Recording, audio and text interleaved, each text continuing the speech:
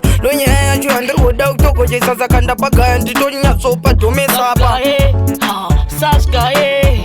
inini futi sangaire amikela ndiperi dim tichitangidze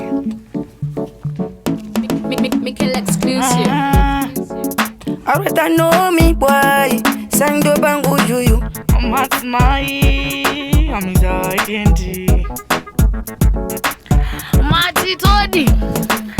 rasta ini nine mubvunzo ini sei muchigara kudzinyu makapimbika ini nine mubvunzo ini sei muchigara makaviga mukwende ini nine mubvunzo ini sei muchigara kudzinyu makapimbika ini nine mubvunzo ini sei muchigara makaviga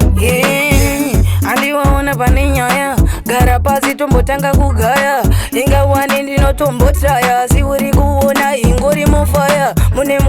mukwende wasamson chenjera kuzouteterana robson ipapo ndichiti handiudise kozi vanozongoda kungonditsara araitana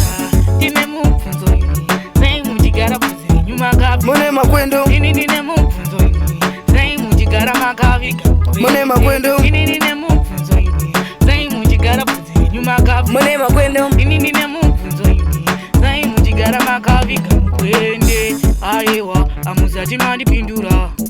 pamubvunzo mukupotera chapakabata imimi tibira tobva tadzoka pamubvunzo hatirove takaviga mupini ipapo chiti ndini inini kudzamara futi mangwana ndirini zvagara ndozvandiri urikuona pakati sangi ilebo saka takutoti salama leko kanzi waitipindewo kana matitambira tokumbira umoisa oruvheneko ndagara ndokuda unoziya ndokuda we unondida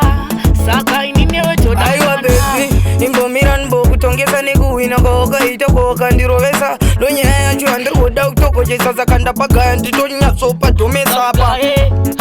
sasgaye inini futi sangaire rega ndivaimbire mangoma ini kozi kana ndakazoda nonodairere madzimai kendi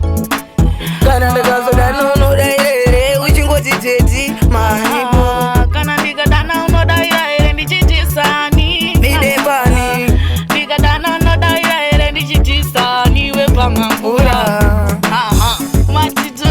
matitodi sangdo pangushipiwa katsodi makutoona kuti zvatova zviroti pangabloti ukuchondakadzi achitongochiva kuti waiteti vadiwa namadzimai takwenda atakasiya mapentekosi takumasowe kanhai ipapo tripi to Dubai kana kuchaina kushanghai statement ndokutokasiya mapentekosi wakumakuti chiwe ndakumasowe ndakatransfera malevel chizvionera wala tina madzimai akati chizvionera tenda kwara chizvionera papa tutotobaya it's now official uyatonyura chizvionera naye kisi ayo watonyura koma kilati vari kupi koma kilati vari ku ufana kuemba kana ndanyura zverudo musere semungaziveko kana ndamuda ndazviona uri Judas Iscarioti iwewe chakafugidza moyo ilavhuko kana ndamuda musanditukire munhu wangu handidi nemunhu wangu ini nangwani nyaya dzemoyo it's okay tozvionera naye akendi yabo Loud and clear, Platinum FM, Platinum Vibes, right on the beat. A collaboration rati kugadzira iri. What do you think? Unimba findi fuwa iri kunzwa moyesi tu watu eskando machanere pari kusanyo mangoma sipapari wana Madzimai Ikendi featuring sang Wephamangura. Platinum FM, Platinum Vibes, Platinum Podcast. Peace.